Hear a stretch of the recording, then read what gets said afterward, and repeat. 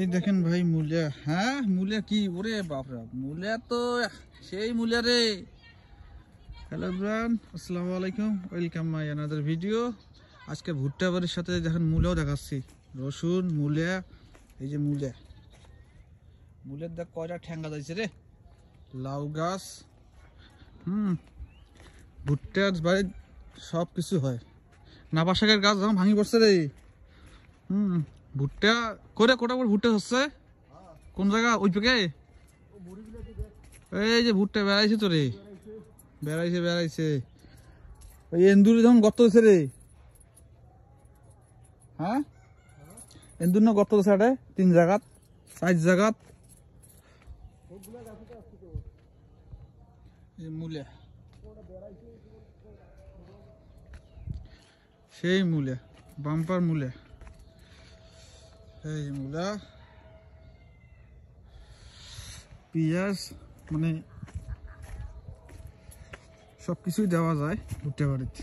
তো এত এন্দুরের গর্ত কে রে?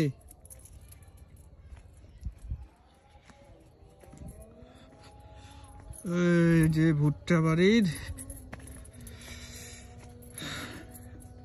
555, এই জাতটার নাম হচ্ছে 555। এটা হীরা নয় রে, না ইয়া সুপার।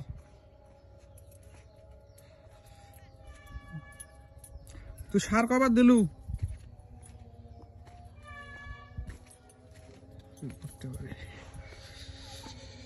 তো ভুট্টা বাড়ি এগুলা ভুট্টা বাড়িছে, এখন মনে করেন ভুট্টাগুলা কদিন পর বার হলে মনে করেন এগুলা পাট গাড়া যাবে। পাট কেটে হামার আগত গাড়বো রে,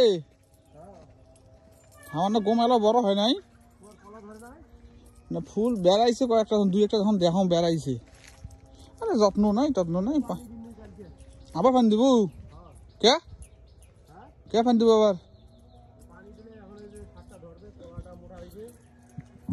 তোকে এখন কি গহনা গেলে জানিস?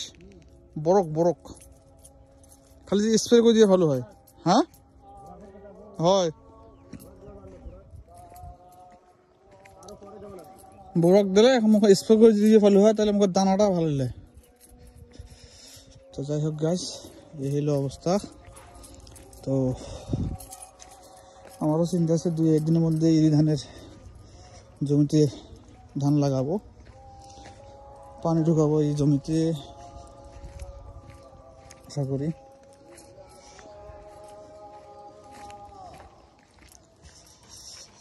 এই ভূমিতে পানি ঢুকাইতে হবে, চাষ করতে হবে।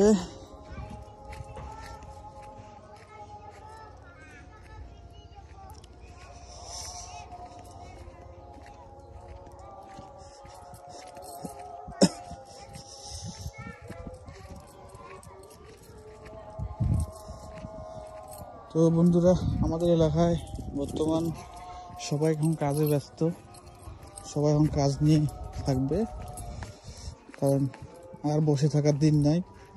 2 মাস বসেছিল, এখন সবাই কিন্তু কাজে ব্যস্ত থাকবে এই ধানের গাড়াগাড়ি নিয়ে।